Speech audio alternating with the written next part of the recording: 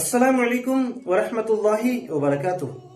नाज़रीन, आपको बतलाते चलें, दिल्ली की जामा मस्जिद के शाही इमाम सैयद अहमद बुखारी की तबीयत अचानक काफ़ी ज़्यादा ख़राब हो गई, जिसके बाद इन्हें अस्पताल में भर्ती कराया गया, जहां इनका इलाज चल रहा है। जानकारी के मुताबिक इनके जिस्म में इन्फेक्शन हो गया था, जिसकी वजह से इन्हें अस्पताल में भर्ती कराया गया। कुछ महीने पहले भी इनकी तबीयत खराब हुई थी, जिसकी वजह से इनका ऑपरेशन किया गया था और उसके बाद से इनका मुस्तकिल तौर पर इलाज चल रहा था।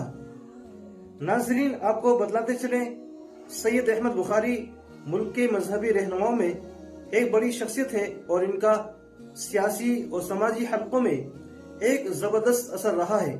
आप इनके लिए दुआ कीजिए, अल्लाह ताला इनको शिफाए कामिल आजिल अता फरमाए और अल्लाह ताला तमाम बीमारों को शिफा अता फरमाए।